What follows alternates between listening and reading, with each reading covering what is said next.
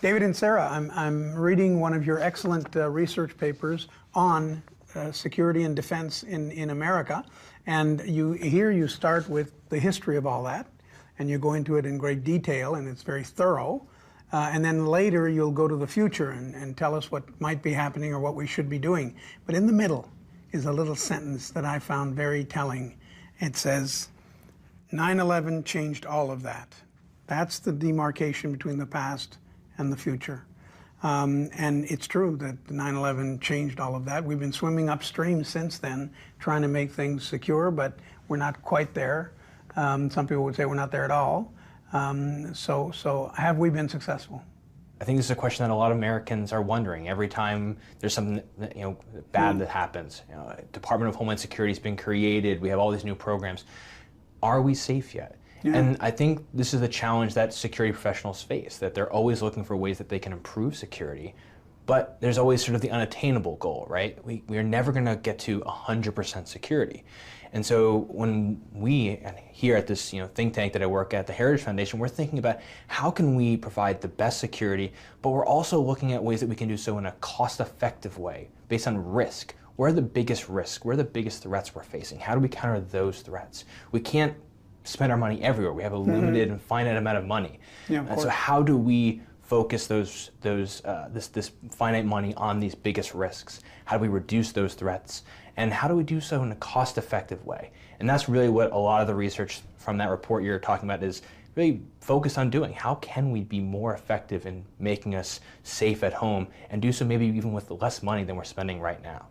And there seems to be a new factor that has entered the picture, which is really frightening, and it's a feeling of powerlessness. In the old days, whether it was the G-men against John Dillinger, or the cavalry out in the Wild West, or the posses that sheriffs would send out, law enforcement would just add, as needed, more force and more determination, and finally they'd catch the culprit and be done with it.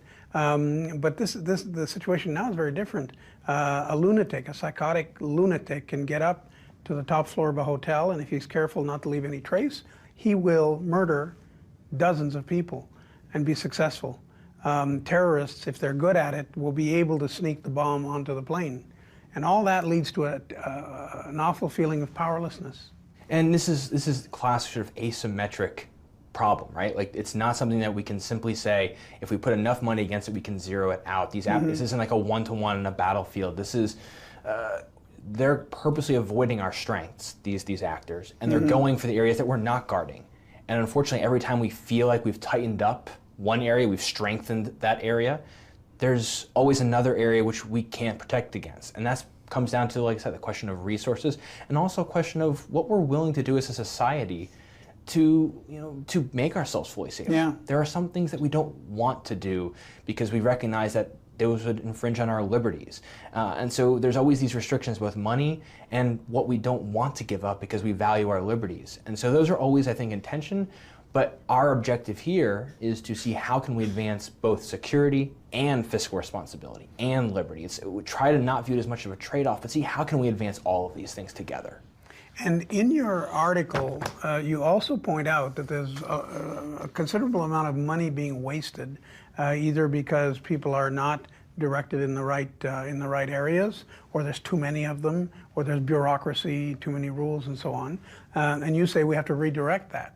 But I found myself thinking, well, to redirect, we're going to need much better technology. I remember speaking to entrepreneurs in the field of spectrometry. And we weren't discussing security necessarily. They were telling us how good they've gotten at it.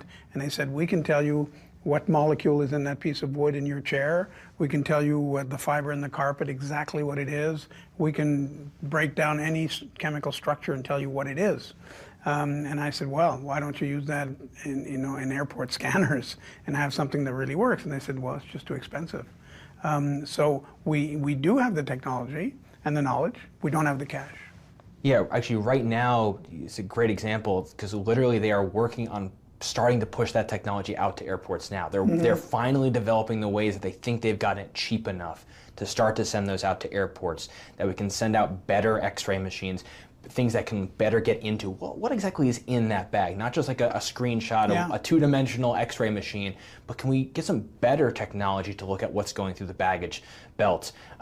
These things are coming along, but certainly this is technology is a huge piece of this, and we do need to be looking at ways of how can we incentivize this technology to come forward more? How can we better use the know-how of the private sector, because really they're the ones who are going to come up with this.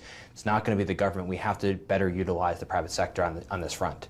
I've noticed as well that some of the very efficient and yet less expensive technology, like retina scans, the eye, that has gotten more and more frequent. They're using it more and more. And sometimes that's even on the airline side. So it might not even be the government doing that. Sometimes it's the airlines playing around with that because they think it provides a better service. If you show up and you check in with your iris, eyeball. it's like, all right, well, and now here's off to the lounge, sir, and your ticket. And so some of the airlines are actually doing this because they think it's also just a better product. It's security may be there as well, but they actually think it's just a better product. It's unique to see how the same sort of technology can be useful both on a security side, maybe a money side, and also just a customer service side as well. One blessing that would be most welcome, and maybe privatization could lead to that, and I don't know if privatization could do it, but it would be to have quicker service and quicker human traffic at the airport. People are waiting online endlessly, kids are bawling, people are tired.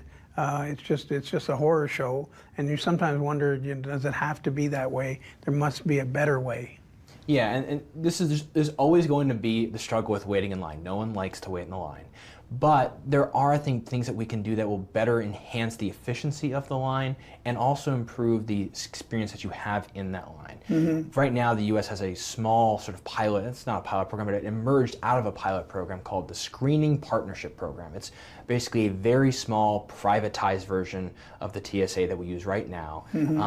But people who use that program seem to have the better customer service outcomes. Why? It seems that it comes down to the efficiency and the better training and management of personnel. The private sector is better at managing labor issues, managing personnel, than the government is. I mean, literally, these private sector companies are in the business of doing it. If they do it poorly, they get fired. They don't make any money. The government doesn't have that same incentive to necessarily fix something when it goes wrong. This lack of accountability is, I think, what allows, whether it be long lines, whether it be failed red team tests, if the inspector general comes through and sneaks a bomb through the airport line, and the TSA's, there'll be an angry congressman yelling at them at a hearing, but what really changes? Where's the accountability? The private sector can be held accountable, which is why I think you can see that change in behavior and why you see the better customer service in the private lines. While we're on the subject of pet peeves, here's something else I often hear when I'm standing in these endless lines at airports. I listen, and probably people watching us do the same. One complaint that's always coming up, and people are whining about it as they wait, is taking off your shoes. And if I'm not mistaken, that goes back to one guy, the fellow who tried to light his shoe coming in from Europe, and fortunately was an incompetent. But from that day on, everybody had to take off their shoes, and they're still doing it. And you have to wonder, is that really necessary? And it's the same thing with liquids.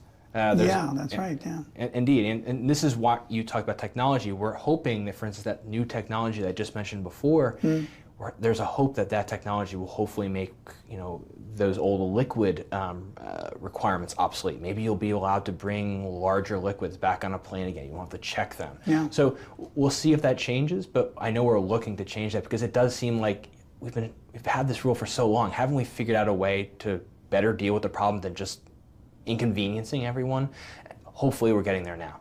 One thing I have heard studied and talked about a lot, sometimes by law enforcement itself, is the terrible possibility that the water supply could be poisoned by terrorists in a major city with untold consequences. And therefore you see that in NYPD and some of the research I've read working very hard to fend that off and make sure it doesn't happen. Do we have a grip on that?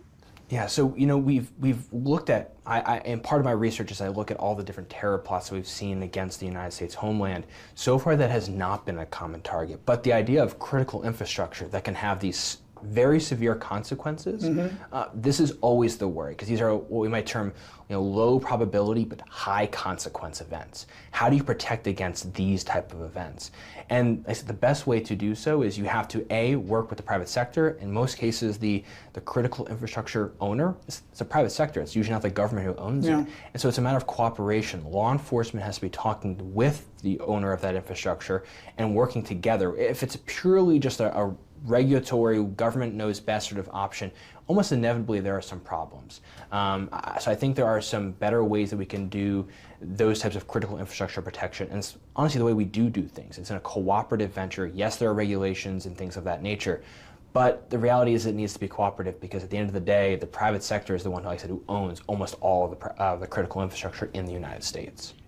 Now, considering what you want to do, what you're arguing for very eloquently in your article, which is basically the privatization of the TSA. You want to move it from the public to the private realm. As you know very well, government bureaucracies always resist that. They are always against their own disappearance, and they don't want to foster it in any way, shape, or form, whether it's the post office or the TSA.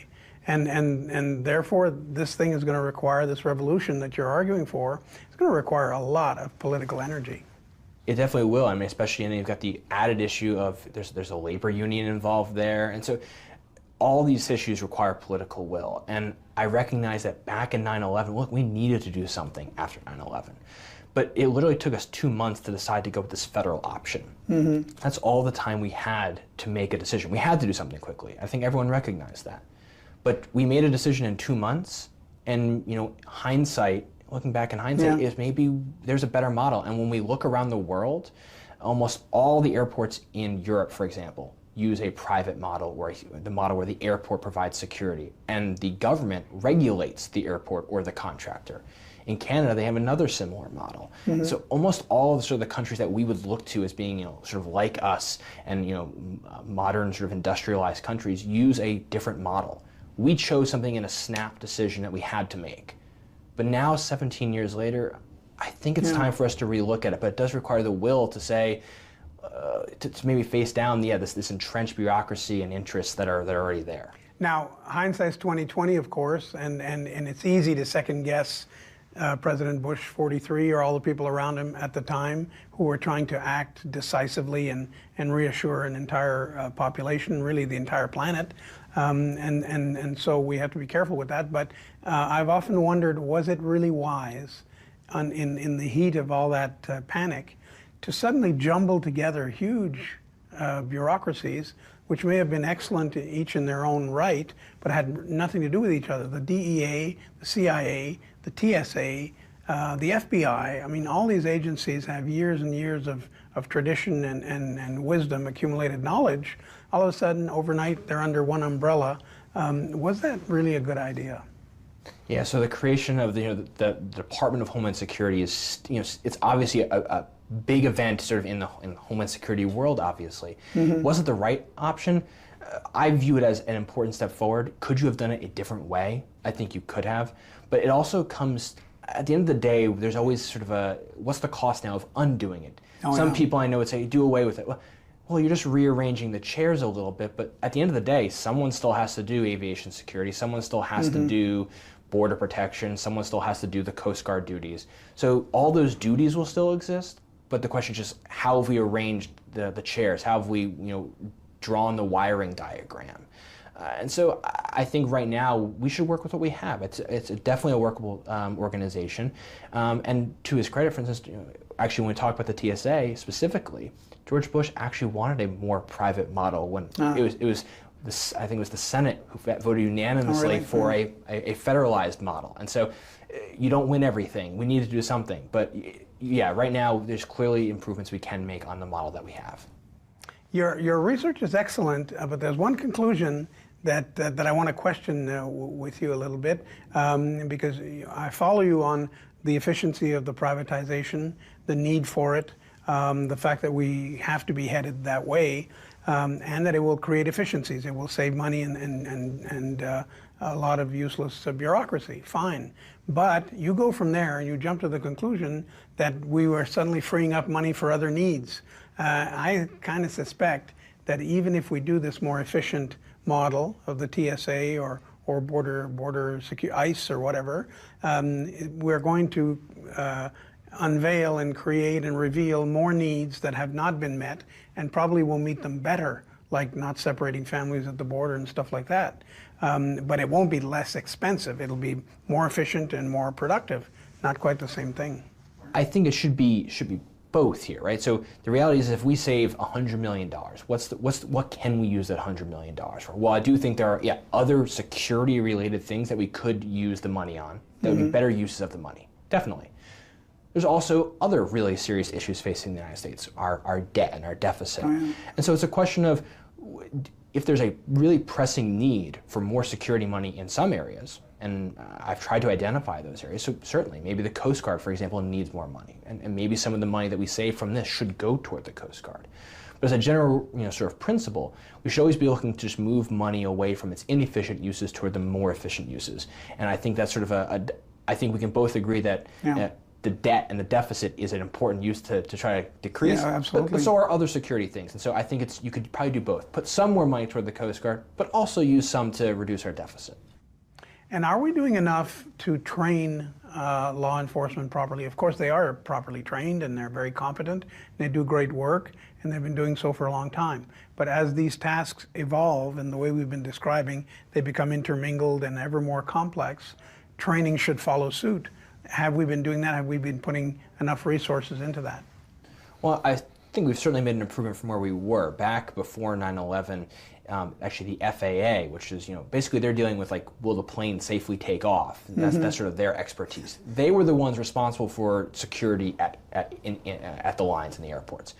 So clearly, they weren't focused on security and training of the security personnel. Today, we clearly have done more. But like I said, this comes back to the question of, are there other types of organizations that know how to do training better? This is why I come back to the fact that we know that the private sector has a larger incentive to train their folks well. Because there's no sort of public sector bargaining agreement. It's not a labor versus the public sector problem. But also just because the private sector has the incentive to make money.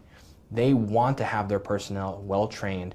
I've had an opportunity to go to some airports where this is the case, and just to see the exacting nature with which these folks take their job. When the private sector security is in place, they take the training and if there's a problem, how they fix the problem with an employee. They take that very seriously because they know they're accountable. And I think that's why we need to move to a more private-based model, because we get that greater accountability, and I think that bleeds over into cost savings and security savings, and via better training and managing of personnel. Looking back now at an entirely different era and area of security, when the roads, the interstate system was built in the U.S., linking the different states, J. Edgar Hoover appeared on the scene with the G-men and so on at that point, and convinced the government to have a national police force, and by telling them we couldn't chase the John Dillingers and the Bonnie and Clydes and the Pretty Boy Floyds and so on before, because they would go from state to state and we'd lose jurisdiction. With these new roads, we can. And so there's a forgotten example, but very true, of infrastructure helping law enforcement, helping different goals. Might we see that happening to terrorism, or is it too naive or idealistic to think one day we will eradicate most of it and we'll look back the way we look back today at Pretty Boy Floyd or John Dillinger as just pieces of history? Is that possible? Well, I think we should recognize that terrorism, I think, in one shape or form will always exist. There's always going to be people who look at the world, they see something they don't like in it, and they decide that violence against civilians and innocent people is the best way to achieve their political outcome. What type of terrorist organization? What is their political objective? Why are they doing it? That will change. We've seen this change. Back in the 80s and 70s, you had communist terrorist groups. You have the IRA before you have this cyclical change, and obviously now we have largely Islamist terrorists. So yes, I think you'll see a change over time, but I think the reality is that for better or for worse, in this modern world we live in, there's a lot of great, awesome things that are going on in the world, great benefits that we can take advantage of. but there's a lot of people who want to turn those benefits against us, and they view those as weaknesses, and they want to attack us at those weak points. So no matter what terrorist organization we're talking about, I think we're always going to have to worry about how are we preventing these types of terrorists, no matter where they come from attacking our way of life. From where you're sitting, because you have access to all this knowledge and all this research about terrorism and violence and so on, I'm curious about one thing. This is something that you hear now and then, that the most dangerous of all, we've been talking about groups, the most dangerous is always the single terrorist. And one tragic example that we saw recently is, of course, Mr. Paddock, the fellow in Las Vegas, who was very successful at not revealing a thing ahead of time and not communicating or plotting or doing anything that would give him away. And he succeeded in his terrible act. Aren't they the single terrorist, isn't that the most dangerous creature of all? Yeah, right now, some people would call them lone wolf attackers. There's some problems and there's some good things and some bad things, and think about sort of the risk. Well, one of the advantages that one person by themselves usually can't plot a very elaborate plot. So they can't usually, have multiple airplanes. They can't hijack multiple airplanes. So there's a limit on what they can do in the complexity of the plot.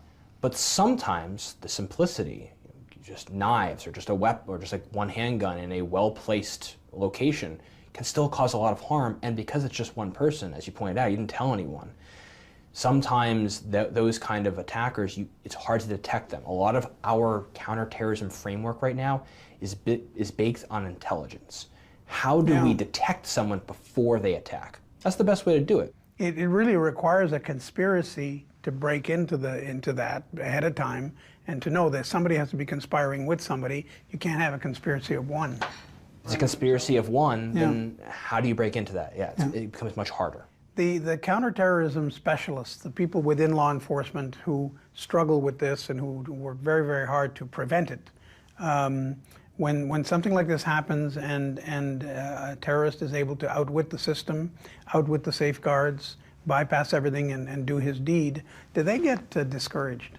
Well, I think there's always, when something bad happens, law enforcement, counterterrorism intelligence officials are always there's always going to be an investigation. First of all, did we miss anything? I think there's always some of that. But at the end of the day, I do think that there's a good amount of room for pride in the fact that we have, at least to date, stopped a lot of significant plots. So I talked about the water bottle, the liquids in planes, for example. That was a plot that was stopped that was supposed to take down multiple airplanes on the way to the United States. So we've been able to foil some of these bigger, complex plots because of our better intelligence. But even these other smaller incidents can still cause a lot of harm to various communities. And so clearly more can be done. But we should also recognize that these things aren't going to be going away, and so we have to be prepared to fight this. We might call it the long war. You have to be prepared for this for a while, and we can't just sort of give up and say, I don't think anyone's going to attack me anymore. They are. They're looking for the best way, the softest target to do so. One unexpected silver lining, I don't know if you noticed this, but I find that in the past 2 years, for terrible reasons, because there's been more of this, the local police and the police chiefs, the elected officials, all the community, the law enforcement community in a wider sense, reacts better, more professionally at reassuring people, at getting the information out through the media, at knowing what to say and what not to say, and of course tracking down the culprits, which they always did or tried to do. But there's a kind of competence that has grown in the past 2 years, again for terrible reasons, but at least we're better at confronting that and then dealing with it. I think so, and I think we're just dramatically better than we were. Like I said, before 9/11. Can we do more? Should we do more? Can we improve? Of course, and I think that's what we're hoping to do in this town here in Washington, D.C. We're hoping to make a difference in the way congressmen and policymakers approach these important security issues. Well, David Inserra, thank you. It's been a wonderful discussion on a very tough topic. But somebody's got to do it, and you're doing it, and getting to the bottom of all these things. So more power to you, and long life, and good luck. Thank you very much.